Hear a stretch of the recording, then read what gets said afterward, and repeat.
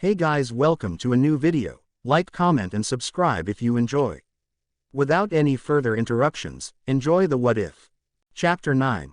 Kyuubi's Guide to Party Crashing. Looking over the side of the cliff, Naruto gazed at the veritable battlefield in the valley below. The elements had obviously wreaked havoc throughout the area, from scorched plants, to large puddles, to trees that had been uprooted and strewn about in a haphazard display. Looks like they have quite the party going on. I can't wait to crash it. Naruto looked towards the voice from up on his perch in a tree near the edge of the cliff. The branch he was currently crouched on was the closest to the cliffside. He had to turn his head more than normal. The eye holes of his mask limited his vision more than he liked, something he would have to rectify later. His eyes centered on Gildarts, a giant of a man whose claim to fame was that he had immense physical strength, and his magic only made him stronger. Naruto had shaken his hand when they met up, and the grip was enough to make him wince at first. Focusing chakra into his hand, Naruto decided to repay the favor, causing Gildarts to laugh and pat Naruto's shoulder with his other hand, forcing the shinobi's feet into the ground up to his ankles. Needless to say, it would not be something he'd try again anytime soon, unless they happened to spar. It was a good thing Gildarts was on their side, otherwise that would definitely be one interesting fight. They had made decent speed, running along the train tracks faster than the trains would actually be able to get them to their destination. Both he and Mistogen met up with Gildarts shortly after, who had only been walking for a few minutes towards the supposed ambush point. Naruto created two clones, who managed to balance Gildarts between them as they ran, and as a result they managed to arrive at the mission location in half the time Makarov had anticipated it would take. Doesn't look like much a party. They've made a mess of the place. Master was correct, though. Our guys definitely look overwhelmed. Most of the fighting has stalled. It looks like they're trying to tire our guys out for capture, probably to interrogate then use as slaves. I agree. Yeah, you're probably right. Naruto looked carefully out over the battlefield, trying to locate Laxus, the two he was most familiar with. Almost as if they knew he was looking, a bright flash happened near one of the groups, and a crack of thunder followed not far behind. Zooming in quickly on that location, Gildarts spoke what Naruto was thinking. Looks like that's where Laxus is. It's hard to see, but I can make out two other figures with him. One looks like a gal with green hair, and the other looks like they have some kind of armor on. Gildarts shrugged. I can't see the hair, so I can't say for sure.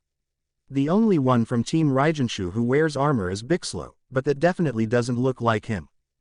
Naruto sighed, then jumped down off the branch, landing silently between the rock Mistogen was sitting on, and near the edge of the cliff where Gildarts was standing.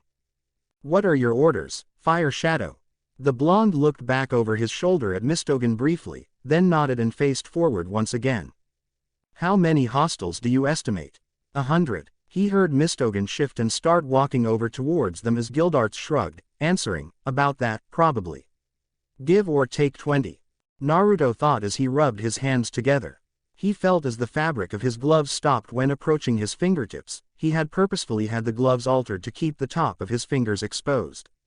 Whenever the Kyuubi was released, his fingernails tended to grow longer into pseudo claws, and he didn't feel like constantly having to replace his gloves. The main objective will be to locate whoever the leaders are and neutralize them. With that done, the morale of the combined dark guilds should drop, making it easier for us to round up the lackeys. Hopefully there is one person in charge that will send the other captains into disarray. Gildarts grunted in acknowledgement as Naruto's voice trailed off, while Mistogen remained his typically silent self. You two can get into the fray however you want. I'll launch a few fireballs at the largest concentrations. Hopefully that will distract our opponents enough to let us get help from the various surrounded groups down there. The more they can distract, the faster we can isolate the leaders. They'll probably be barking out orders, so listen carefully. Did Master give any restrictions? Naruto looked at Gildarts briefly, before turning back towards the battlefield, then shook his head. No deaths. Master prohibits it, but broken bones and cuts are fine. They need to be able to talk, that's all. He heard Gildarts crack his knuckles and chuckle, sounds good to me. It's been a while since I've really been able to let loose. I'm ready to go whenever. Nodding, Naruto turned to Mistogen. Everything clear. The quiet man said nothing as usual, settling for a nod. Reaching over his shoulder, he pulled a long staff with something that looked like a fan attached to the end out of some kind of wrapping cloth on his back. Reaching his own hand up, Naruto flipped a catch on the inside of his mask, causing the portion just below his nose to slide down a bit, exposing his mouth and chin. It was a necessary adjustment if he wanted to use several of the fire, water, and wind techniques that he knew. Try to keep your distance from each other while fighting to do the most damage. Other than that, have fun. With a grunt, Gildarts leapt off the side of the cliff, and Mistogen used his odd device to perform some sort of gliding technique as he ran off the cliff as well. Are you ready? You have to ask. Just checking. Give 'em hell. Don't forget the fireballs. Like I could forget fireballs. Let's go. I'm itching for some action. Naruto closed his eyes, then took a backseat in his mind and began to enjoy the show. Grah, keep your stupid toy cats away from me. Urza watched from her peripheral vision as the green-haired woman who had identified herself earlier as Karen from the Blue Pegasus Guild beat a stick she had picked up into the ground in front of her. One of the mages had what seemed to be two large cats under their thrall. They had been almost teasing her, getting closer and closer until she swung the stick around like a madwoman, only to back off completely and slowly move in again. It was a rinse and repeat cycle, but that held true for the opponents that both her and Laxus were facing as well. She had been through several sets of armor and weapons in the past several hours, trying to find a way to counter those she was up against. Unfortunately, the number of enemies was too great, and if she got an advantage on one or more mages moved in to neutralize whatever advantage she gained. On her other side, Laxus wasn't faring much better. He was faster than every enemy they had faced so far, but he worked much better in one-on-one and few-on-one situations, not a horde against a few. While his techniques using lighting were quick and potent, there was a downtime between using each of them that would leave him open. Urza and Karen had a hard enough time fending off their own attackers, let alone fending off anyone who tried to harm him while he was in cooldown mode. Scratch that, she'd likely be fending off his attackers on her own, since the two of them were keeping attacks away from Karen, who was essentially useless. Will you shut up already, Karen? He's not gonna stop attacking you with his kitty cats just because you don't want him to. Don't talk to me like that, Laxus. I can't believe I asked you out on a date, you're an ass. Urza breathed deeply a few times, trying to keep her own patience in check. Karen was a Celestial mage, who she knew were rare but thought that as a result, they might be somewhat powerful. Especially one who was able to do S-ranked missions. However, the moment they were surrounded and she called out her first spirit, Ares, she set the spirit to distract the enemy mages to keep them away from her. It worked, at first, until a few female mages came along and started beating on the female celestial spirit, who seemed too nervous to properly defend herself. Karen had immediately berated the spirit, then proceeded to call on one of her other spirits, Leo. Urza hadn't been able to pay attention to much of their conversation, or whatever it was. By the time she fended off the attack that was aimed at her, Leo was gone with Ares, and Karen was yelling unsensibly and waving around a stick in anger, swinging at empty air. That happened several hours ago, and she had tried calling them back a few times since then, but neither of them showed up to aid her. Every failed summons also ended with a tantrum of sorts from Karen, which didn't settle down until Laxus would again threaten to strike her with lightning and throw her to the enemy. Urza watched as an illusion started forming in front of her, causing her to grit her teeth and grab her sword tighter. This was the opponent she liked facing the least of all of them so far. The illusions were just that, illusions, but the worst part was that it could solidify temporarily in various locations if it wished, causing her harm. Only if she broke up the illusion enough by swinging her sword through it would it cause the illusion to disperse. It wouldn't be so bad if there was only one of them, she usually had to fend them off a dozen at a time. The only positive thing was that doing this obviously took a lot out of her enemy as well. In the several hours they had been at this standoff, this was only the third time she'd had to deal with them. A loud thump noise, followed by a trembling beneath her feet, caused her to look around to see what caused it, but the redhead could not immediately spot anything. She noticed several of the enemies in front of her looking off to somewhere behind her, but nothing became clear until Laxus spoke. Well, it looks like the cavalry has arrived. Finally. What do you mean? There's a cloud of smoke over by the cliff to the south, where I'm facing. I see someone gliding down here, as well as someone still up on the cliff too. Kind of far though, can't see them clearly. Risking a glance, Urza looked over her shoulder in the direction Laxus indicated, only to see a dust cloud expanding near the base of the cliff. Looking further, she saw another person falling slowly towards them, like Laxus indicated. Even though he said there was another person on top of the cliff, in the brief time she looked, she failed to see anyone. That looks like Mistogan gliding down. That means the reinforcements are fairy tale. Only an A-rank mage. Hopefully Gramps sent him with some other strong mages. I'll only be happy if I see Gildarts. He hasn't left yet, has he? Urza was about to reply, but Karen cut in, Gildarts.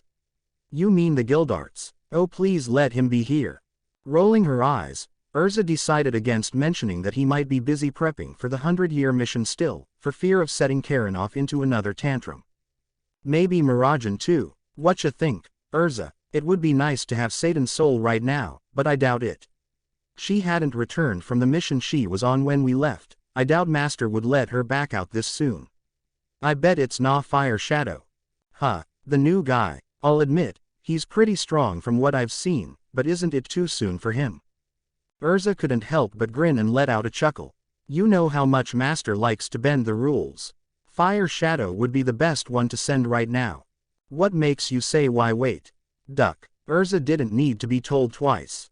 Knowing that Karen wouldn't likely follow directions like she would, she roughly grabbed the other woman's shoulder, yanking the summoner down on her ass as Urza fell to her knees and leaned forward, ducking down.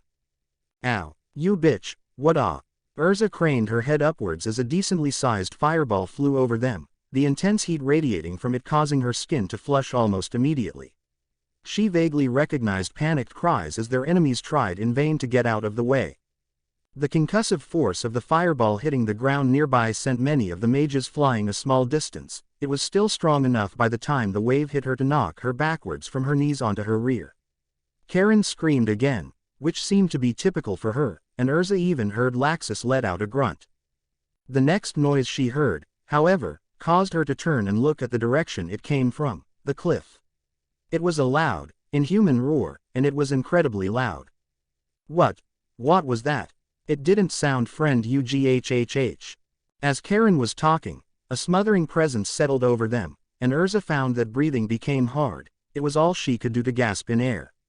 Next to her, Karen had started to lose what little contents she might have had in her stomach, and a glance at Laxus showed that even he was pasty white and looking uneasy. What the hell is this feeling? Urza did her best to get her breathing under control, and planted her hands on the ground in front of her as she struggled back to her feet. This Fire Shadow warned me about this. This is something he can do. With a grunt, Urza managed to force herself back to her feet, but was still wobbling around unsteadily. The oppressive force was still there, but she was slowly getting used to it. Taking a look around, it seemed as if many of her previous enemies were unable to cope with the smothering feeling, and were trying to regain their focus from where they sat or lay. Laxus was working his way back to his feet, she noticed, while Karen seemed to be content lying in a pool of her own vomit on the ground. Some of the stronger-willed enemies seemed to be congregating back into groups of their own, likely around various leaders on the field who could give them direction. Squinting, she noticed a tall man running straight for one of the larger groups. She lifted her arm and pointed. Laxus followed with his gaze. Gildarts is here. We've got this fight won now. Laxus nodded and started to talk, but let out a few hacking coughs first. Good. Let's help him out. Urza started to nod, but then stopped, and turned to look at their third member. What about Karen? We shouldn't leave her here. The blonde simply gave her an incredulous look. What? Why not? It's not like she helped us any. There was a cough from below them. Why you bastard. Help me, damn it. Urza simply looked at Laxus, who scowled, then rolled his eyes and grabbed Karen's arms, hoisting the useless woman to her feet. Lifting one of her arms and draping it over his shoulder, he looked at Urza once again. Where to, boss? Ignoring the sarcasm, Urza started to reply but was beaten to it by another voice, one she vaguely recognized but couldn't place. East. Everyone is meeting up there. 'Cause distraction if you can on your way, but leave the rest up to Gildarts, Fire Shadow, and myself. Mistogen. Urza turned just in time to see Mistogen nod at their group, and then slowly fade from sight. He didn't reply. Laxus grunted. Just an illusion sent to give us instructions, looks like. Another somewhat distant roar got the attention of the two fairy tale members, and they turned just in time to see several of their previous enemies go flying through the air as they let out cries of pain. Urza swore she saw something glowing a reddish-orange through the other bodies between her and whatever was causing the commotion, but she couldn't be sure. Can you see what's over there? It seems to be where most of them are moving to, but I can't see much. Nope. Whatever it is, it's keeping them mostly busy, which is good for us. We have to get to the other side of this mess, after all. Nodding, Urza swapped her sword for a smaller, faster one, and did the same for the armor she was wearing. They needed to move fast and strike down any potential encounters quickly. Let's move. Grand Fireball. A large fireball formed in front of Naruto's body, only for the Kyuubi to forcibly use his chakra and split it into three, then launch them all to various places on the battlefield where the concentration of enemies was high. None of the fireballs were aimed directly at people, only at the ground nearby, but some of the enemies might get a little singed. That should get the attention of a lot of them. Now for the fun part.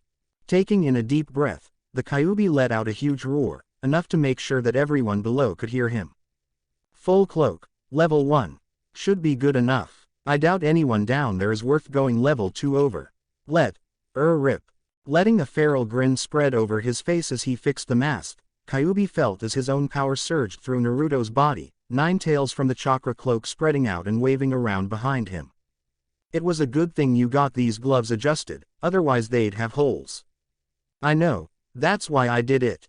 Now go cause havoc. The longer we swap like this, the longer the recovery time is, and I'd rather not be on the outs for that long. I know. Just sit back and enjoy the ride. Not needing to be told more than once, the Kyuubi pumped chakra into Naruto's legs and feet, and shot down the side of the cliff like a rocket. 3/4 of the way down, he could hear clamoring voices of the leaders of the various dark guilds calling for people to get back to their senses and form defensive ranks. Leaping off the cliffside and touching down onto the ground, Kyuubi once again took off, quickly overtaking the expanding dust cloud from where Gildarts landed. He saw the man running towards the grouping enemies ahead, only to hear him laugh and ask to be saved some as Kyuubi quickly overtook and shot past him. For a human, he ain't so bad. Now that is definitely a first. Yeah, on second thought, maybe I'm just saying that because I'm looking forward about what's to come. As he approached the quickly regrouping enemies, he began to pick up scents from Naruto's now overly sensitive nose. The ones that stuck out the most were nervousness and fear, the two that Kyuubi enjoyed most. There was one scent that seemed to be much stronger than the others though. Shifting his eyes side to side, Kyuubi smirked behind the mask as he noticed the brave fool that was actually charging towards him. It was a burly man, he wasn't wearing a shirt, had a mohawk-style haircut, and definitely had plenty of muscle. That just meant he could take a bigger beating, nothing more. Letting out another, smaller roar as he approached, Kyuubi jumped up with Naruto's body, all 9 tails waving madly behind him. Reaching one hand forward, the chakra cloak extended, the hand itself growing bigger as it shot forward to grasp the torso of the man. The muscled man was obviously not expecting this, as the chakra-coated hand slammed him back into the ground with a large grunt. Landing next to the man, Kyuubi immediately started running towards the group once again, pushing the man in front of him into the ground along the way hard enough to leave a trough in the ground as they moved. The man was yelling something unintelligible and smacking at Naruto's arm, something about pain and burning. Kyuubi lifted the man up once again as they got even closer to the group, then proceeded to throw the mage, sending him sailing towards a smaller group of his fellows. They all proceeded to yell out as the mohawked man crashed into them, sending the few of them falling to the ground under his weight. Right at about the time the man crashed into his fellows, Kyuubi finally reached one of the larger groups of mages on the battlefield. Immediately spying the one person of the group that seemed to be moving his lips and shouting orders as the others just stood around, he snarled and leapt into the air once again. Startled shouts and random blasts of weak magic bounced off of his cloak as he landed right in the middle of the group, breaking the leg of one mage who he forcefully landed on, and badly scratching the arm of a female who was trying to hit him with some kind of power that blinded him temporarily, not that he needed Naruto's eyes to sense where anyone was. As those two started screaming in pain, the apparent leader started scrambling backwards, still doing his best to shout out some orders. "Concentrate, you idiots, concentrate, it's only one man, focus and we'll tire him out just like the rest."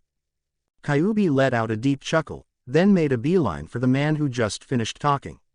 That is, until he smashed face first into a wall of air.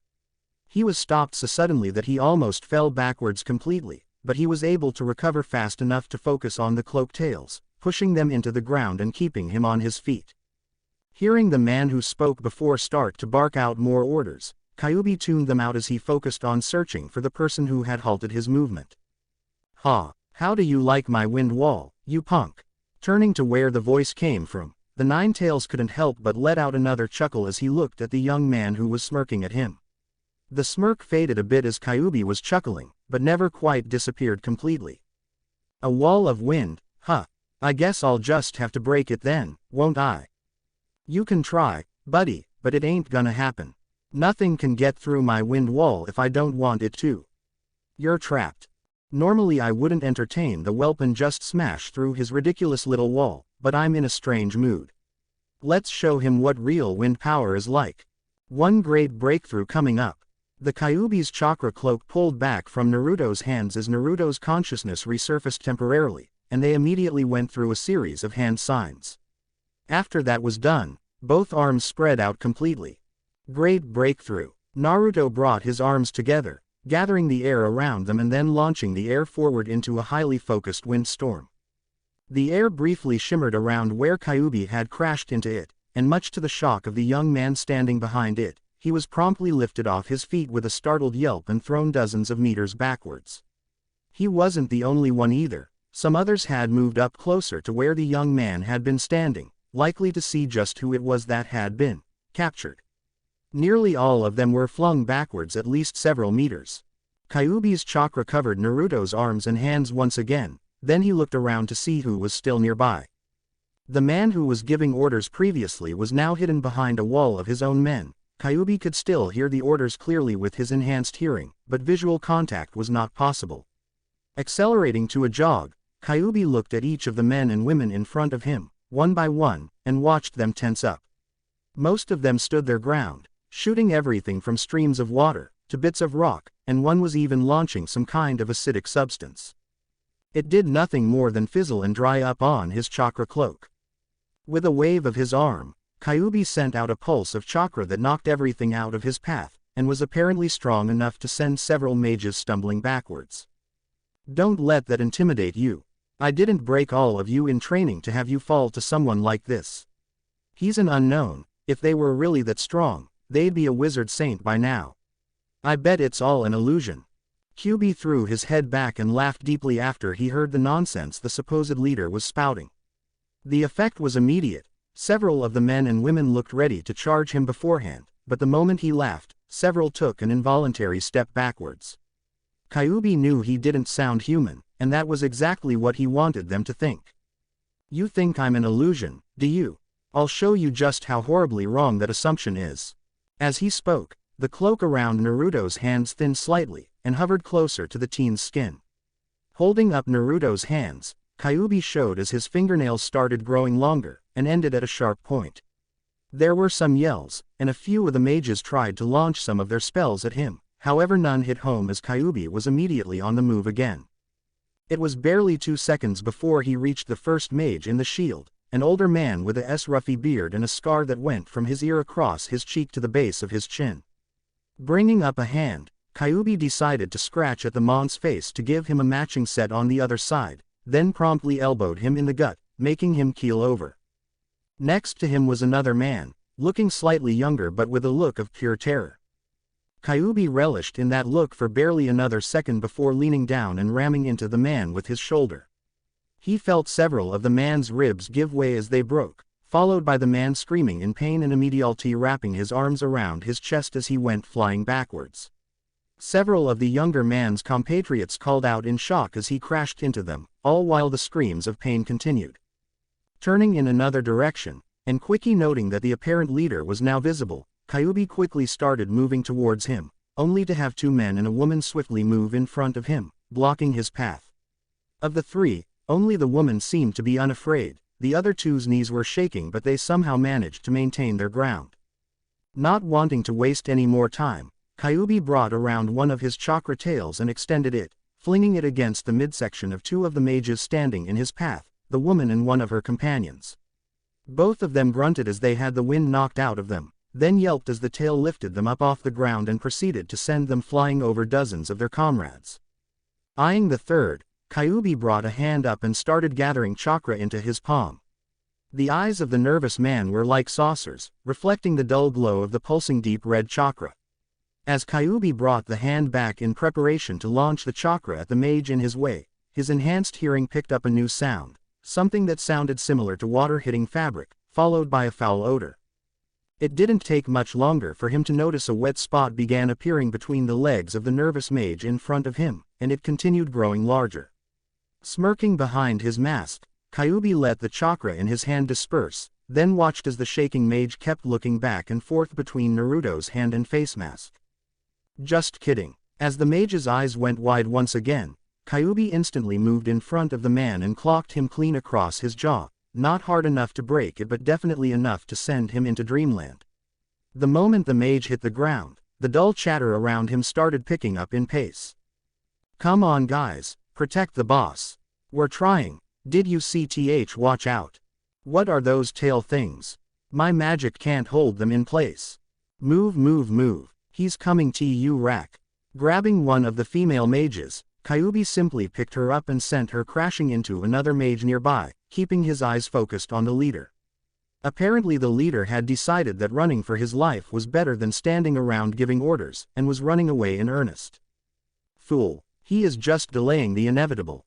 I despise cowards. None of the enemies from your homeland would run like this. At least they had some semblance of honor. Maybe you showed off a little too much. It looks like he's about to run into one of our allies, though. I noticed Laxus immediately, and it looks like that is Urza with him. She's in a different set of armor now. This could be amusing. Help. You're from one of the other guilds, right? I order you to stop whatever you're doing and help. A monster has descended on the battlefield, and I need you to delay it so I can get away. A ragged-looking man ran up to her, and leaned forward to place his hands on his knees as he caught his breath. He had several splotches of blood on his clothes, but the clothing itself was still intact and he didn't seem to have any injuries of his own. Therefore the blood almost certainly belonged to those who were trying to protect him. Urza turned to look at Laxus, who was still holding Karen upright. He simply shrugged at her. Turning back to the strange man, Urza straightened and looked down on him, gripping her sword tightly. Why should we help you, after all you've done here today? The man got a wild look in his eyes, then stood up so fast that he nearly toppled over backwards. One of his feet quickly shifted backwards to keep him upright. Why you're not with us? No. No, I've got to get away. There's a monster after me. He can't be human. He'll get you too. He will, I just know. Moving swiftly, Urza adjusted the grip on her sword and smashed the pommel against the side of the man's head. With a grunt, his rambling stopped, and he keeled over onto his side, unconscious. Apparently he was in too much shock to even consider using his magic power, whatever it might have been. There was a flicker of movement in the corner of her eye, and the redhead turned to see Fire Shadow appear not too far away from where her small group was standing. Only, this likely wasn't the Fire Shadow she had become familiar with. The first thing I have to tell you is this: I'm not from this dimension. Urza was sitting across from Naruto, who was giving her a serious look. He had brought her to his small apartment to explain some things about himself that he felt she needed to know. The first bit of information was definitely a bit of a shock, though it wasn't anything completely unheard of. So you're from Edelus? Naruto shook his head negatively, causing her eyebrows to lift. No, I'm from somewhere else entirely. I'm from a place that was simply called the Elemental Nations. My home was a village called Konoha, in a land called Fire Country. I see. Is there anyone else? I mean, Can you travel back and forth? Naruto's features darkened as a frown grew on his face. No, I'm trying to find my way back, but I know it's going to take a while. I want to see it again someday, if possible. I don't plan on ever giving up hope. It's good to have a goal, something to work towards. Yes, though if I do find my way back, I don't think I'll see anyone here again. I can't tell if you've noticed or not, but sometimes I might seem like I deliberately try to avoid getting close to people. It's not that I don't want to be friendly. I just don't want to hurt anyone by my departure. I guess I'm telling you this now to warn you in case I disappear one day. Urza's mouth opened to reply, but then she closed it, and seemed to be deep in thought for a moment before opening her mouth again. Why, if you can figure out how to get there, I'm fairly certain you could do the same thing again to get back here. At least, that seems to make sense. Naruto was looking at her with surprise, but his expression quickly settled and he nodded. I thought about that as well. If I can go back and forth, then it will be better. I just wanted you to know, in case I can't. Thank you, but I believe you'll find a way to go back and forth. Chuckling, the blonde shook his head but decided not to reply. Instead, he started another conversation. Well, another thing I wanted to tell you about was one of my skills. I'll be blunt, I have a demon sealed inside of me and I can use its power. Now that threw Urza for a loop. Naruto watched as she simply gaped at him for several long moments, only for it to end by her looking down and rubbing at her forehead. Wow. Sealed. So you don't let it merge with you, like Miragen does with Seiden's soul. I haven't seen Seiden's soul in action yet, so I can't really say. From what I hear, it's similar, but instead of summoning the demon to merge with, the demon is permanently sealed inside of me until either the seal ruptures somehow or I die. I can use the demon's power without needing permission, but we have a strange kind of agreement, so we work together to become even stronger. Urza was gaping once again as she nodded slowly, letting the information sink in. It was widely known how powerful Miragen was when she performed Seiden's soul, and there was talk of her being classified as an S-rank mage within the next several months. However, from the way Naruto explained it, he would already be stronger than Miragen using Seiden's soul. Can I ask what kind of demon? I know that Miragen uses a demon from the fourth circle, but that's it. Naruto smirked and looked at her, but at the same time it seemed more like he was looking through her. When several seconds went by and he didn't say anything, she waved her hand in between them, trying to get his attention. Naruto. He seemed to focus on her for barely a second before his eyes glassed over again. Now she was getting worried, and reached across the table to gently slap at his face. Naruto. The teen promptly shook his head several times, then looked at her, blinking rapidly. Oh, I'm sorry Urza, were you saying something? Frowning, the redhead tried her best to avoid glaring at him. I asked what kind of demon you have sealed in you. Oh, yeah, that. Naruto shrugged, appearing nonchalant. The Kyuubi no Yuko, guardian of the ninth circle. To say that she was stunned into complete silence would have been a grievous understatement. Kyuubi. The masked face immediately turned to look at her. The eye holes were small, but he was still close enough to see in them. Those were definitely not Naruto's eyes that were looking at her. These were blood red and had black slits going down the middle. The one and only. Nice work on that scumbag, Titania, though perhaps a bit anticlimactic. I was hoping to see some blood. I did what needed to be done. No sense in dragging it out. Kyuubi growled for a moment, before offering an unnatural shrug and looking around. If you say so. He was annoying me, so I would have liked to watch him squirm for a bit before silencing him. But if that's how you fairies want to play it. Fairies, aren't you a member of Fairy Tail too? What's going on? Laxus was staring at Fire Shadow, perhaps slightly nervous, though Urza couldn't tell. He might just have been tired from using his magic a lot, plus carrying Karen around. I am not a member of your pathetic group. The boy I am bound to is. Do not confuse us, human. Laxus' mouth promptly shut as his eyes went wide. It likely wasn't hard for him to put the pieces together. A brief series of screams caused the group to turn and see what caused it. Magic powers were sparkling down the field as several mages were visibly thrown quite a distance. Through the chaos, there was the faint sound of a man laughing. It sounds like that Gildarts is having fun. He's definitely an interesting one, for a human. Well, he is considered by many to be the strongest member in Fairy Tail, after Master. Kyuubi let out a noise akin to a grunt, but said nothing further. The group proceeded to watch in silence as the Dark Guild mages who were in control barely 20 minutes ago were now turning tail and running for the nearby forested areas. Once their leaders had been knocked out of the fight, nothing was holding them together, and they began to rout.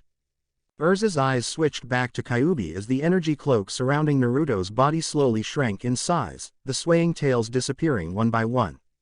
Gradually the entire cloak dissipated, and it was once again Naruto's voice that was heard as he held up his hands into some kind of sign in front of him. Shadow clones. After a quick glance, it appeared that about 24 clones were summoned. Naruto issued a quick series of capture orders, the clones immediately taking off to take down any stragglers. Naruto turned around, but too quickly it seemed, he tripped over his own feet and nearly took a spill. Not saying a word but moving swiftly, Urza grabbed a hold of his shoulders to keep him steady. "Are you okay?" The blonde nodded, but he was squinting and his breathing was obviously labored. "I probably shouldn't have made the clones so soon. I use a lot of my own strength to keep Kyuubi's powers from burning me inside out, so I need to rest before I do any intense techniques like my shadow clones." But it was urgent. Urza didn't say anything further, but settled for a nod. She felt Naruto's eyes on her through his mask as she lifted one of his arms and draped it over her shoulders. Even if she was a little shorter than him, she could still support him after all the hard work he, and Kyuubi, did. Holding his arm with one hand, she wrapped her other arm around his back, placing a hand on his waist. The redhead knew he was still looking at her, but purposefully avoided looking in his direction. "Hey, Urza, you sure you don't want me to support Fire Shadow? Karen's still unconscious, but she's probably lighter." Urza gave Laxus a flat stare. "It's unnecessary. I can manage to assist Fire Shadow. Now let us move and meet up with the others, I see them gathering not far from here." Laxus simply grunted, then turned while still carrying Karen, and started walking towards the growing group from their team. "Thanks for the lift. I should be fine in a few minutes." Naruto spoke softly into her ear so that only she could hear. She didn't look at him, but knew he'd be able to see the small smile from the side of her face. "Take as long as you need. Thanks for the save earlier. I don't know if we'd have made it if you three didn't show up." "Any time, Urza, any time. I'll be honest, the results are much better than I think any of the guild masters or the most optimistic among the Mage Council believed it could be." A vertible catastrophe was turned into an amazing victory. "Aw shucks old man. You're going to make me blush." Makarov threw his head back and laughed, holding his gut. Naruto, along with Mistogen, had remained behind once the main guild hall closed for the evening. Many members of the guild were in tears when Urza and Team Raijenshu walked through the doors of the guild hall.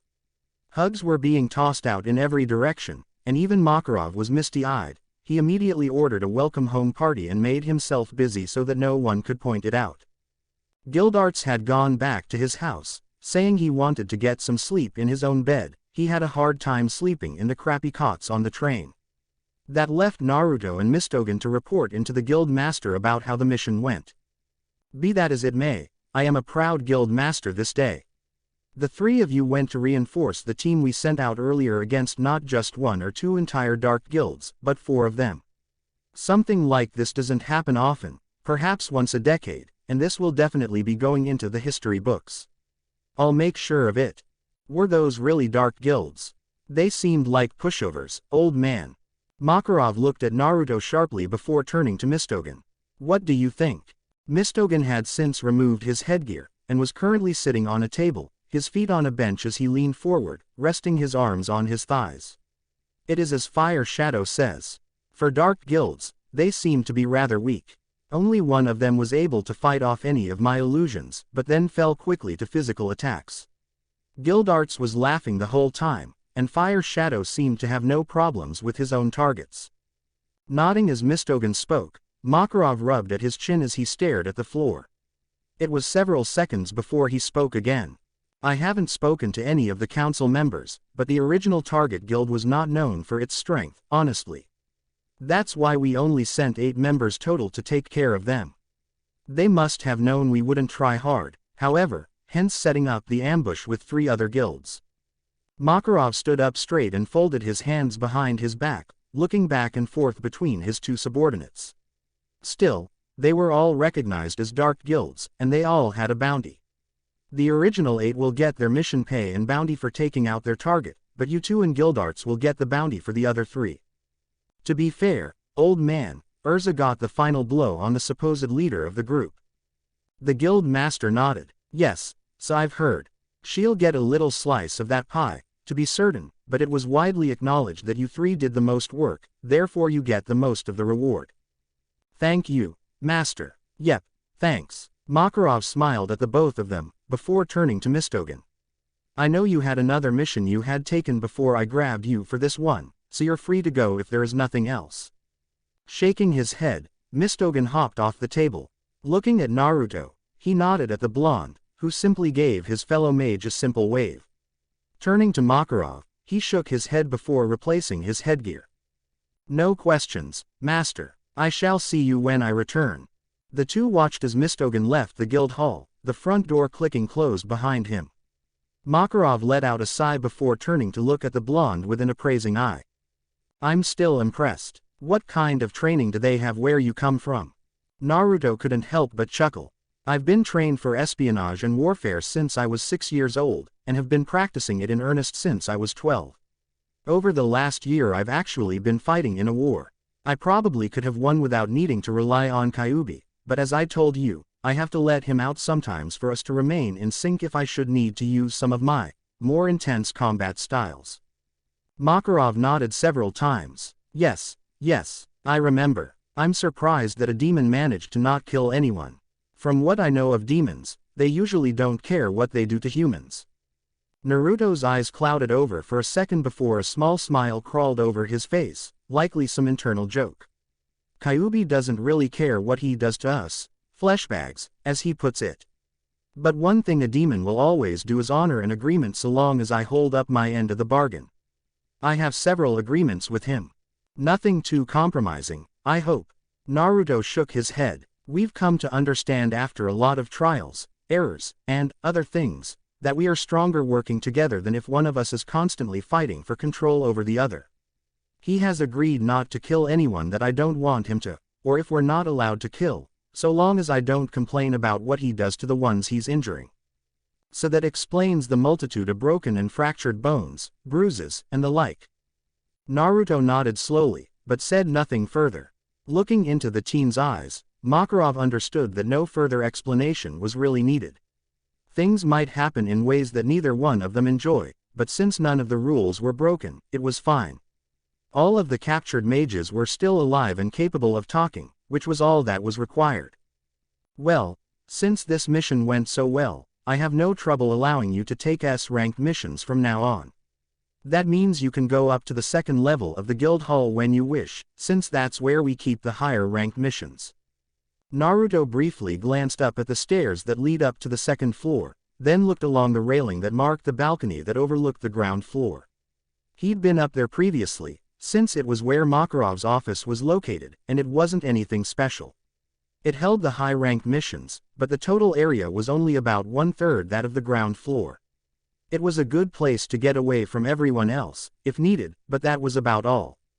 What about Urza? Makarov grinned as he hopped up onto the bench, then sat down next to Naruto. Your partner? Yes, she passed. My grandson, Laxus, was impressed with her ability to keep her cool in such a stressful situation. I think you two will make a superb team. Chuckling, Naruto nodded. Well, it was her idea. She can be the brains, I have no problem being the brawn. The two sat in companionable silence for several moments before Makarov reached into a pocket and offered Naruto a sealed envelope. What's this? The bounty I told you about. I already gave Mistogen his before the guild hall closed, but we were both interested to see your reaction, so I held on to yours. I also added a little something extra. Curious, Naruto opened the envelope, for his eyes to bulge as he saw the decently sized stack of large denomination jewel notes. Behind those, however, were a few sheets of folded paper. Pulling them out of the envelope, Naruto opened them, only for his eyes to bulge once again. These are seals. Well, notes about seals, anyway. I recognize some of these arrays. Where did you get this stuff? I've been looking everywhere. Makarov chuckled. I called in a few favors, some people I know who are archivists in their spare time, a hobby, you might say. None of them could really understand much of this either, so I'm afraid you're out of luck as far as explanations go. They simply look like a bunch of scribbles with weird letters and numbers to me. The blonde shuffled through several of the sheets, though unfortunately understood very little about what they contained. Only one he recognized completely. It was very much like a containment scroll to hold supplies, with a few subtle differences. I guess that means I'll have to do some trial and error to figure out what this stuff means. Thanks, old man. The guild master chuckled once again before sliding off the bench, and walked towards the back of the room where the stairs were. I'm going to finish up a few things before I get some sleep. Good luck with those, and don't do anything that might endanger your life. Yep, sure thing. Naruto only answered half-heartedly, obviously engrossed in the seal notes, flipping through the pages looking for anything he could recognize. Stay as long as you like, just don't forget to lock up when you leave. Oh, and stop by sometime next week or so, I'll have a mission of my own for you. You got it, old man. Sleep tight. Naruto waved to Makarov, who waved back before slowly climbing the stairs. Do you recognize any of these? Two of them that I've seen before. Can you explain how they work? HMPH. I guess, the one on the second page is a suicide seal. It sucks everything within a certain radius around you into a vacuum and seals it into your now dead body. It would be amusing to watch if I didn't need this body too. I see. The second one. The fourth page. How to put this so your feeble human mind won't suffer a meltdown. I guess you could call it a sexual reinforcement seal. What? Sexual reinforcement seal. It is made for the males of your species. It stimulates the chakra and blood flow in your nether regions. You're kidding. Where the hell have you seen this before? Your village's Shodai Hokage was a strong man, indeed. Suffice it to say, his partner, my first container, was not satisfied with his performance elsewhere. TCH, you humans, us demons never have that problem. I suppose you can be thankful you're pathetic. Excuse of a human father wasn't the same way in that department, seeing as Kushina never complained to me about such things, thanked Kami. One human lifetime was enough. As the Kyuubi continued rambling on, Naruto's head hit the table with a loud thunk that echoed clearly through the empty guild hall. Chapter 10. Sweaty man in a big metal suit. So, remind me again why I need to wear this. You're my bodyguard. Your normal outfit is too well recognized by now. That's all. Naruto grunted as he walked in the heavy plate mail outfit that his partner had ordered specifically for him. To make matters worse, she never even told him that she had accepted this job in the first place, nor that she was dragging him along to do nothing but be her silent walking statue. Further adding insult to injury, it was a target capture mission that she could have easily done on her own, or let him finish in seconds if he was using his shinobi skills. She wouldn't have any of that, as usual. Hell, in the past 2 years when they had done jobs together, he always seemed to cave to her demands eventually. Sometimes it was just the way she looked at him with her sensual eyes, or when her lips formed a slight pout. Occasionally, it may just have been the way she was standing while making her demands, perhaps leaning forward slightly in front of him as he was sitting down at a table, or even those few times that she had purposefully leaned against him while. Okay, that's enough. Stop now. Oh, right, on a mission, again. Very good, you're still whipped, even worse than before. Well, we have been partners for 2 years now. I know everything about her, she knows everything about me, we've done tons of missions together. She just looks like a regular human female to me, so your petty reasoning holds no weight. She is another human that apparently has my container on a leash, which humiliates me to no end, as I have stated before on several occasions. Yet you still don't want to tell her how you feel about her, or how you claim to feel. Even if I don't really care one way or the other about your feelings, I think you're a fool. I don't want to get attached. I know. Lame excuse. Anything you do with her would be better than having to be aware of you having a grand old time as you look at those magazines and. Okay. End of conversation right there. I'm not discussing anything of that nature with my own personal demon, thank you very much. Why not? I'm sure I can offer you some unique insights. Thanks, but no thanks. Seriously. A tapping on the side of the full helm he was wearing caused Naruto to snap awake from his brief lapse in awareness. Huh. He barely heard the muffled sigh from somewhere to his left side. Talking to your friend again. I wouldn't call him my friend, but yes, he was pretty much ranting at me for a bit. Ah, well, you need to be ready. We're almost at the area for the meeting. Just make sure no one interferes as I make our target submit. Yes, boss. Urza Scarlet simply. Ed in response, either agreeing with his response or simply choosing to ignore it as they approached a large guarded archway. The redhead started walking a little faster, moving from beside him to slightly in front of him as she hailed the two men standing by the archway before them.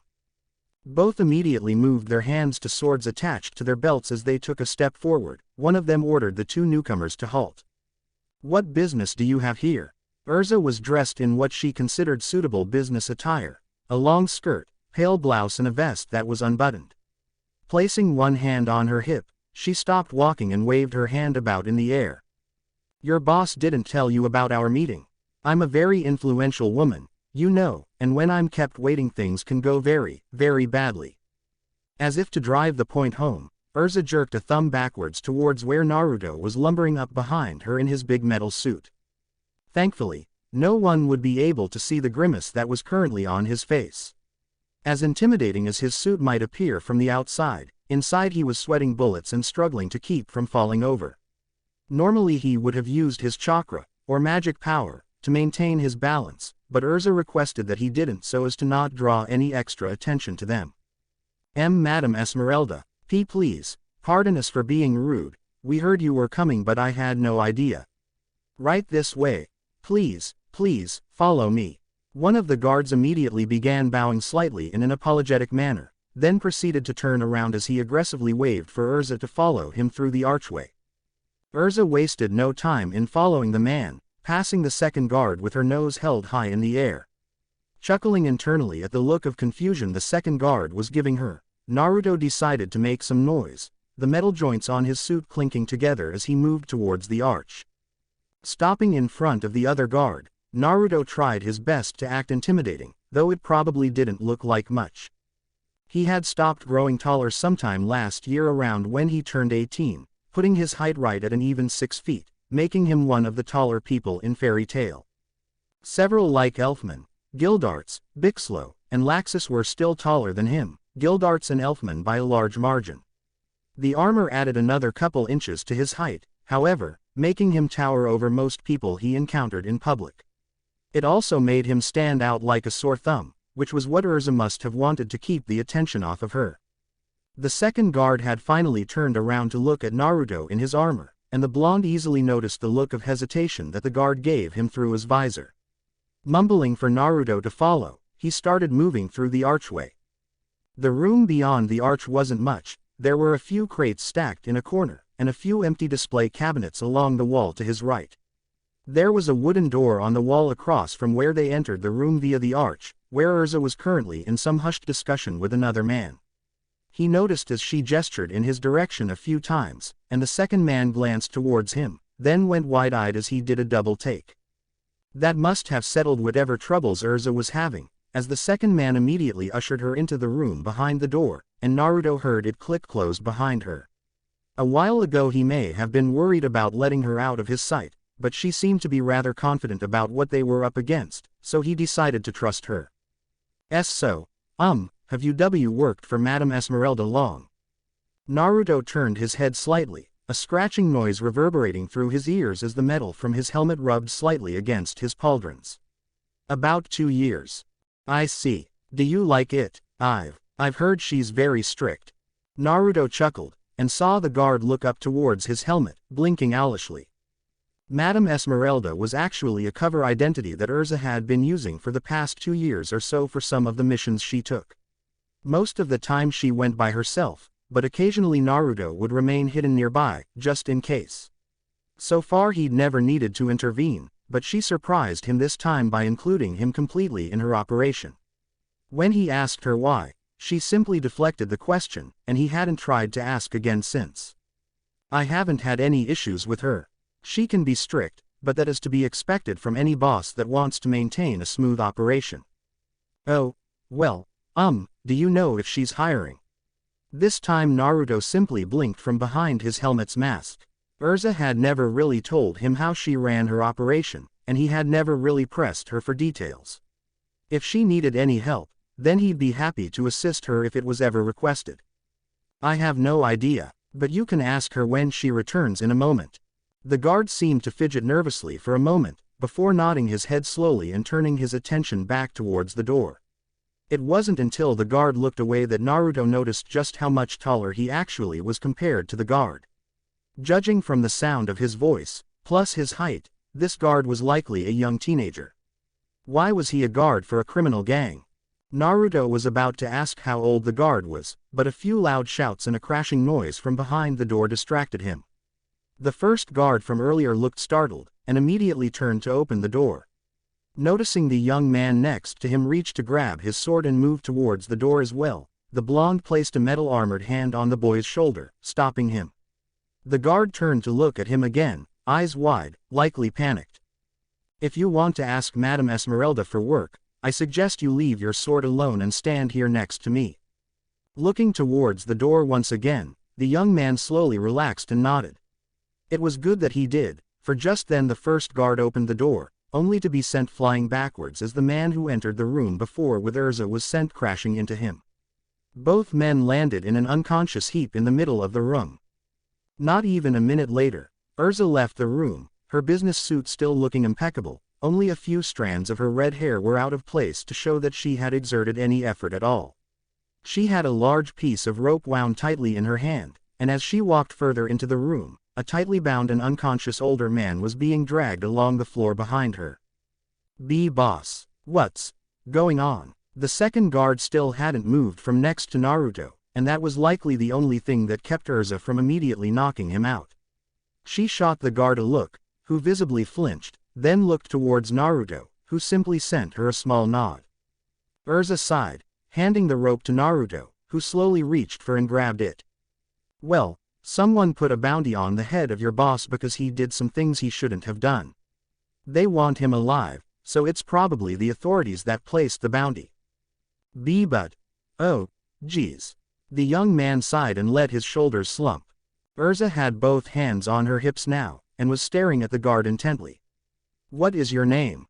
The guard immediately shot upright, standing rigid. My name, Trevor Rain, miss. Urza nodded slowly, waiting for the young man to continue.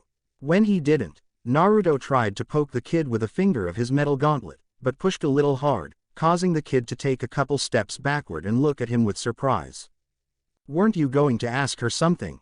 Urza turned and looked at Naruto, one eyebrow raised quizzically, as Trevor began to stutter through an explanation. Well, I was going to, but since she was coming after the person I worked for, I don't see why she would. Trevor. The young teen immediately went rigid again, looking at Urza with wide eyes. If you grow up and remain like this, you will never get anywhere with your life. If you want something, you must be firm and declare what it is. If you're denied, find another way if you can. If not, move on, and don't dawdle. Now, what do you want? I was going to ask you for a job, Madame Esmeralda. I see. Urza subtly turned her head to look at Naruto from the corner of her eye. He didn't know if she would notice, but Naruto subtly nodded his helmeted head. Immediately after, Urza reached into the pocket of her vest, and pulled out a piece of paper with something written on it. This is my business card. Can you get to this location in Magnolia Town in 3 days? The teen quickly grabbed the paper and looked it over, nodding slowly. I shouldn't have a problem. I just have to let my older sister know. She works 2 jobs to help care for our sick mother. Urza's hard facade immediately softened for a brief moment before it returned. I see. If I don't see you in 3 days, I will send my partner here to come back here to meet you. Understood? Yes. Thank you. The teen gave them both a brilliant smile, then promptly turned on his heel and bolted back through the archway. The partners watched him until he disappeared, then Urza turned to Naruto. "Let's go drop this bounty off at the nearest constable's station, then head home." "Sound good?" Naruto nodded, hoisting the unconscious target over his metal-clad shoulder. Between the weight of the armor and the man he was carrying, the added weight felt like he was training with Guy and Lee all over again. "Good, let's get going then. I'm really hungry too, we should get something to eat." Naruto sighed as he finished placing the last piece of armor into one of his newest seals that he was able to make work successfully. He didn't think it was anything overly complicated, but many others in Fairy Tail who saw it in action thought it was incredible. Even Urza had been wowed. The scroll had every piece of the armor sealed into a specific location on the rough parchment. When he placed chakra from specific gates of his body into the scroll, it unlocked the armor sealed into that part of the scroll and automatically released it onto his body. It was made to use with his normal fire shadow gear, but it had proved useful for this mission as well. Hearing the crunch of dry leaves underfoot as Urza approached, Naruto locked the scroll with a simple coated seal, then promptly rolled the scroll back up. As he picked up the rolled scroll, he felt a cool, wet cloth press itself against the back of his neck. Startled, he turned his head slightly, but Urza was just out of his line of sight. Standing up, he began to turn around, but one of her hands held his shoulder so that he kept his back to her. He felt as Urza moved the cool compress around the back of his neck, and over his cheeks, but she still didn't move in front of him. After sitting in that heavy metal suit for hours, the cool water from the cloth felt wonderful against his skin. Eventually she let the cloth rest back against his neck, and slowly snaked her arms around his waist, pressing her chest and face against his sweat-drenched back. "I'm sorry." It was barely murmured loud enough for him to hear, with her mouth pressed slightly against his back, but with his shinobi-enhanced hearing, he was able to pick it up. After she said it, Urza turned her head to the side, pressing her cheek and face against his back. Apparently all the sweat didn't bother her. While they'd sparred plenty over the past 2 years and had seen each other sweaty and torn up before, this was the most intimate either of them had ever been while in said condition. Not only that, but the fact that she wasn't wearing her typical armor and only had a simple shirt on as she pressed against him definitely wasn't helping the blonde keep his focus. "Sorry for what?" He felt her chest rumble as she laughed against his back, and she squeezed her arms around his waist. "Don't play dumb, it isn't like you. I know you can be an airhead about some things, but this isn't one of them. You've barely said a word to me since you climbed into that suit like I asked, and the few things you have said have sounded sarcastic. Did it bother you that much?" Naruto sighed, shaking his head slightly so as to not dislodge the cloth from around his neck. "I think I'm just confused. I only had a vague idea as to how you were handling these bounty missions since I didn't do much more than hide as backup in case you needed it. But you were always successful so I didn't feel the need to ask. Now, all of a sudden, you asked me to get in a big heavy suit of armor and didn't tell me why. I think I had the right to be a little miffed." He felt as Urza nodded slowly against his back. "You're absolutely right. I was just trying to get in character as Esmeralda. As for the metal suit, well." Urza trailed off without finishing, which slightly worried Naruto. The last time he had seen or heard her this uncertain about anything was around the time when he first arrived 2 years ago, at an old party. "Well what? If you want me to understand, you can't stop there. I know, it was just the only thing I could think of on short notice. I wanted you to be there, so I could see you, instead of you hiding somewhere in the background. Your Fire Shadow outfit is too well known, and if you were seen as Fire Shadow with Madame Esmeralda, people would start asking questions and I'd have a hard time coming up with excuses. You could have told me from the beginning. I could have found another disguise." I know. Urza squeezed his waist again, and pressed herself harder against his back. As a result, Naruto was finding it increasingly hard to keep his composure. "I know we're partners, and when I was younger, I always thought you were so strong. I wanted to prove myself to you. You've always been wonderful as my partner, but when we first started I felt like I was holding you back. This was supposed to be my way of proving that I was capable of being strong too. You didn't need to prove yourself to me. I've always believed in you." Her grip slowly relaxed on him, as if a great amount of tension was gradually flowing out of her. I've always prided myself on being strong. I was just being selfish, and I know that I still am by what I asked you to do. That's why I said I was sorry. Well, you're forgiven. Just remember, we're partners. If you need me for anything, don't be afraid to ask. Just give me a little more warning next time, okay? Once again Naruto felt Erza nod against his back, then she squeezed her arms around his waist one more time before releasing him. He grabbed at the cloth around his neck as he turned around, only to see that Erza had turned away from him this time, and was furiously wiping at one side of her face with her left hand. Erza, it's nothing. I just turned too fast and got something in my eye. If you say so. By the way, are you really going to hire that kid from earlier? Erza turned her head so that Naruto could see the profile of the right side of her face. She was looking at him through the corner of her eye. Well, you did nod at me, so I thought it would be a good idea. You know that small apartment I bought from you when you moved into that workshop you had built in the outskirts? Yeah, Erza ran her hands through her hair as she talked. Well, I converted it into a small kind of office. If he'll accept, it needs to be cleaned up.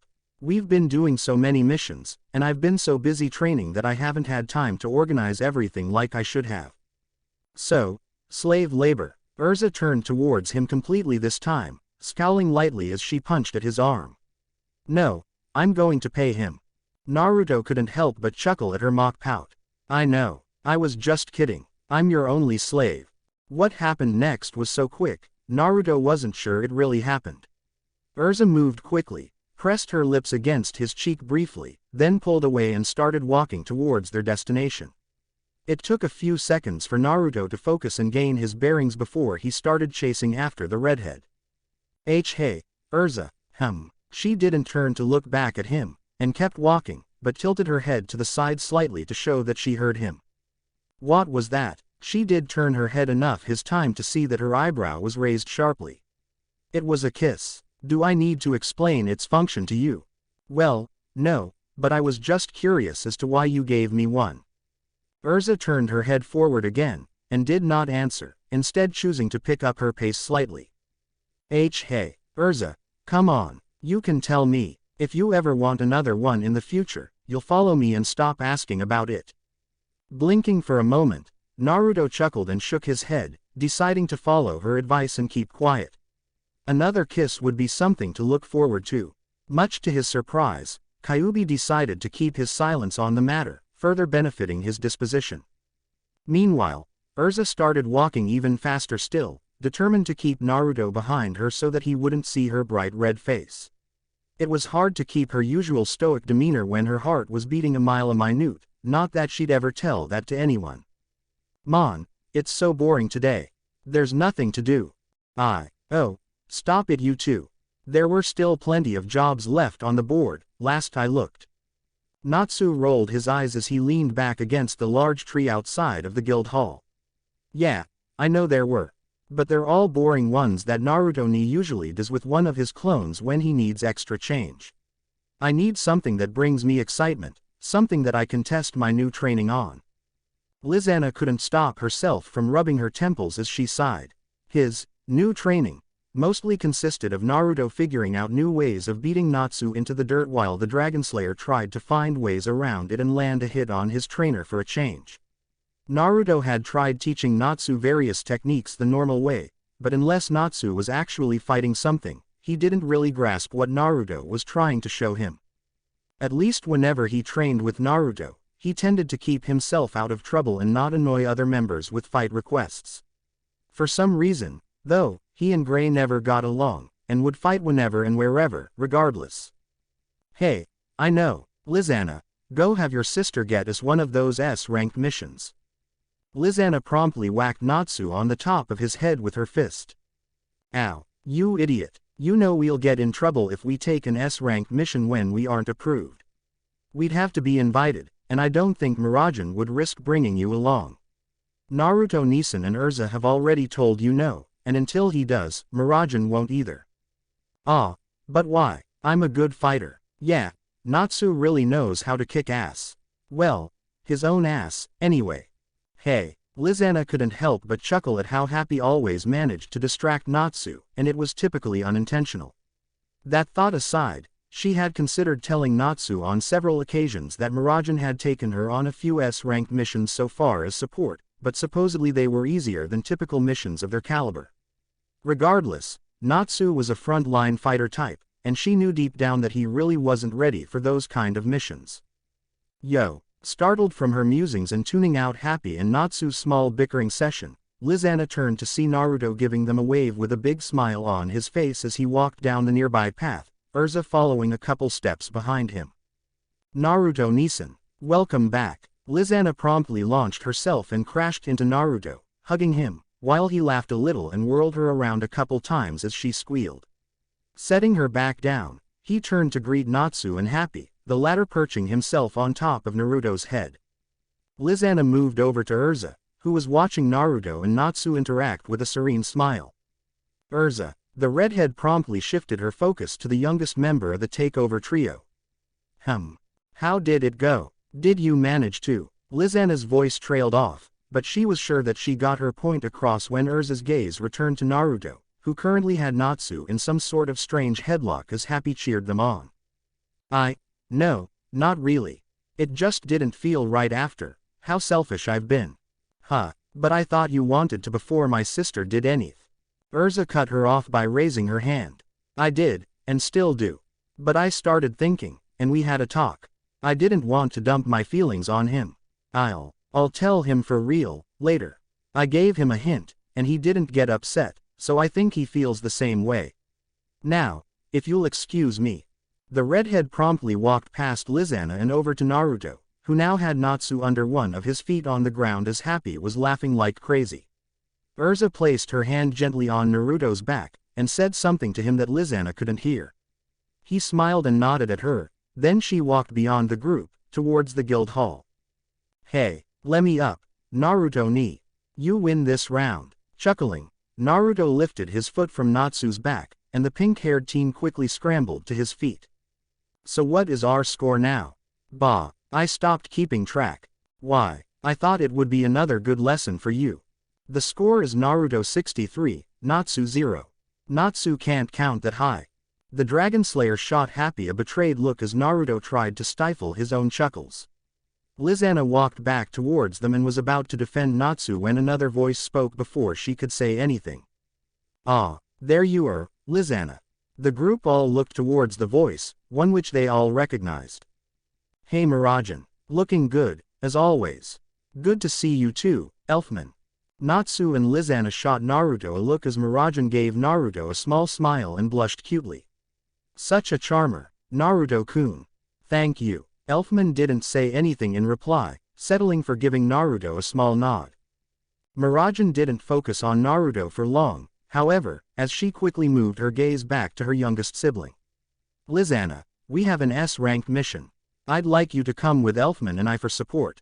Now, Mirajan nodded, and Lizana turned towards Natsu in an apologetic manner, only to see him staring at Mirajan with stars in his eyes. Oh, can you guys take me too? Please, I'm good fighter. Do you need me to beat anything up? An emotion flickered across Mirajan's face for a moment. Lizana swore she saw her glance at Naruto quickly before shaking her head negatively. I'm sorry Natsu. I'm sure Lizana would like for you to come along as well, but you're not prepared for a mission like this. I'm only asking Lizana to come because she has healing magic, but I won't let her get anywhere near any fights.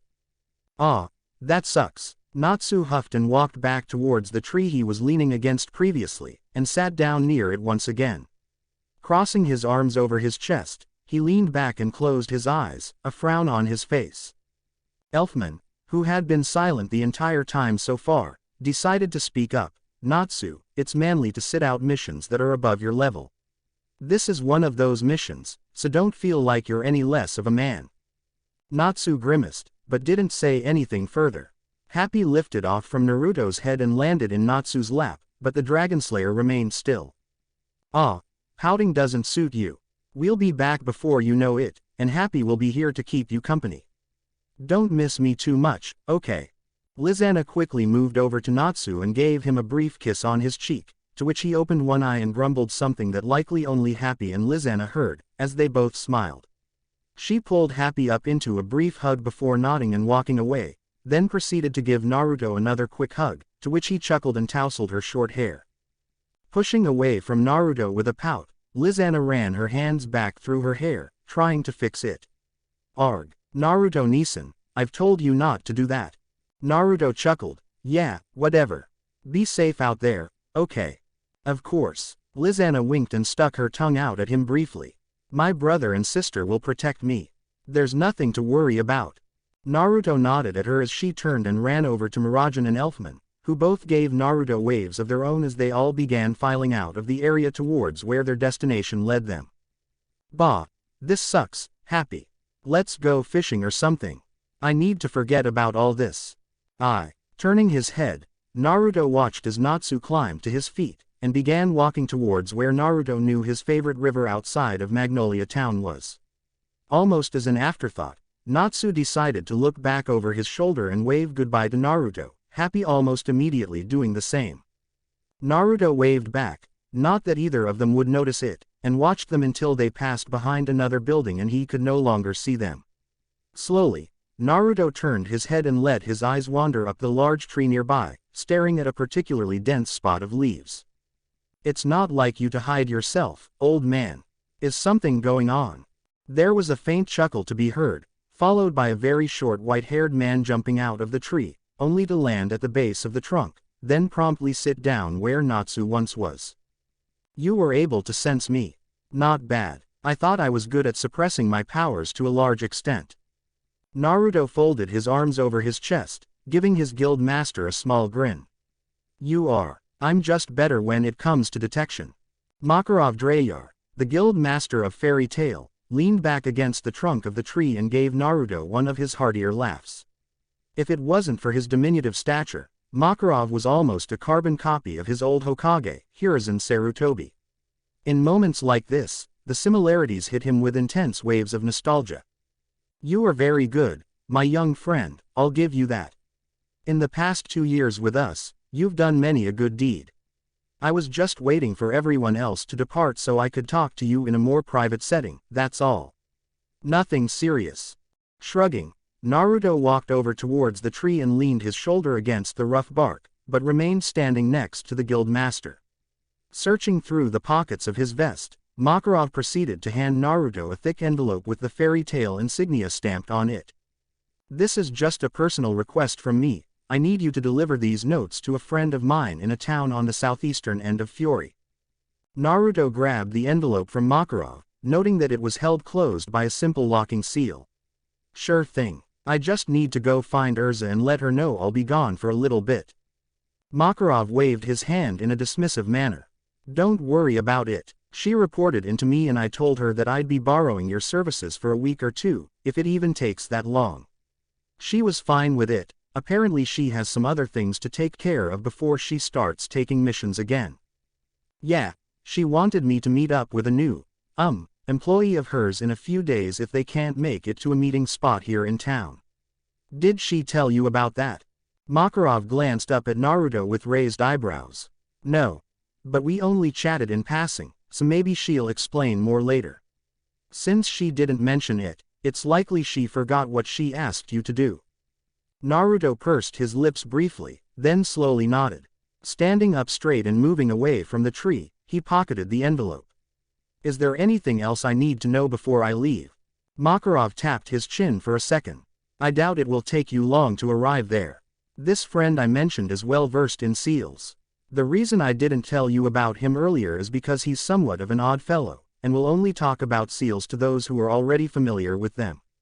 I feel confident in your seal abilities now that I've seen them in action, and you should be able to understand what my friend has to say. Okay, thanks. Is that why you told Urza I would be gone for a few weeks? Part of the reason. The second bit is a little more serious. At this, Naruto's demeanor changed immediately, into what Urza had taken to calling mission mode. He strongly resembled a soldier taking orders from a superior, and always gave them an unflinching stare. You're aware that Miragen and her siblings just went on an S-ranked mission. While I am confident in their abilities, I'm worried that Elfman in particular might try to do more than he should. Mirajan grabbed the mission for them to stop the beast. It's been rampaging near towns where I'm sending you.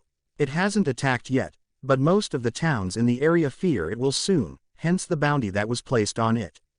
It's just called the beast. That's it. Makarov couldn't help but chuckle. Yes, that's it. Now, you're aware of Elfman's limitations with his abilities, right? Naruto nodded slowly. For some reason he can't seem to do the full takeover like his sisters can. I know it upsets him, but he won't take any advice from anyone. Correct. As his takeover ability revolves around some of the more wild monsters that are out there, I fear that he may try to perform his technique on the beast. While it would be an enormous boost to his powers, he does not have the control that Mirajan does over her Satan soul, nor what Lizana can do with her more support-oriented takeovers. So you want me to be backup? Shaking his head, Makarov gave Naruto a steely gaze. I want you to just observe. Only interfere if it seems like things will get out of control. I don't want my guild members to think that I'm babying them, but on the same note, I don't want to lose any of them to unfortunate circumstances. Hopefully you'll never need to make an appearance. Sighing, Naruto nodded. He was on good terms with all three of the takeover trio, but most members of any guild got upset if they felt someone else was intruding on their mission unnecessarily. Mirajan would probably just shrug it off if he meddled, but Lizana would be pouting about it for a while before forgiving him, and if she was upset, Natsu and Happy would be as well. Elfman, however, don't worry too much about it. If you have to interfere and it upsets them, I'll take the blame. I'm sending you, after all. I gotcha. I just don't want anyone to be blamed for anything. Chuckling, Makarov slowly climbed back to his feet. Like I said, don't worry about it. Just get on your way. You'll likely want to be done with my friend before you have to monitor the trio. They'll likely arrive in a week. Got it. See ya, master. With a wave, Naruto promptly disappeared in a puff of smoke. Good luck, kid. Hopefully you won't need it. Fairy Tail Guild Card. Naruto. Fire Shadow, Uzumaki. Mage Council Classification. A rank. S rank unofficially. Status update on hold by request of Guild Master Makarov Drayar. Notes. Naruto Uzumaki is an extremely unique mage in that he is incredibly powerful, yet humble about his abilities. He is always quick to assist any mage that may need help, regardless if they are in Fairy Tail or any other legal guild. Shows no remorse when dealing with members of dark guilds, and has collected many bounties. Naruto has many different skill sets, of which I will explain as I hear of his using them. At each of these stages, he shows a large jump in magical power. He is currently part of a long-term mission that I have asked him to have a large part in, to which he reluctantly agreed. This mission is currently under review by the veteran members of the Council in Era, pending review. See Guild Archives, Section 22, Row V, Release and Vanquish, for more information. Stage 0. At this stage, Naruto relies mostly on his martial combat skills, preferring to use his fists, feet, kunai knives, shuriken, and short sword as his primary weapons. For many of his missions, he does not need to go beyond these skills. Stage 1. Naruto starts using some of his magical powers. While many of the techniques he uses may be weaker than those of a mage who specialize in certain areas, his overall grasp of manipulating different areas of nature is astounding. From fireballs, to dragons made of water, to large gusts of wind, he has quite an arsenal. Stage 2. At this point, Naruto makes use of the demon he has sealed inside of himself. Kyuubi no Yuko, the guardian of the ninth circle of the abyss. Quite often regarded as the king of the abyss, Naruto seems to be unaware of why we refer to Kyuubi as such, and Kyuubi himself seems to be reluctant to discuss things of such a nature with his container, or such as what Naruto claims. Naruto often lets Kyuubi take control of his body at this point, becoming nothing more than a puppet as he lets the Kyuubi work. Naruto is fully conscious and able to take control at any time should he need to. So far he claims Kyuubi has upheld his end of the bargain and never gone beyond the pre-stated rules.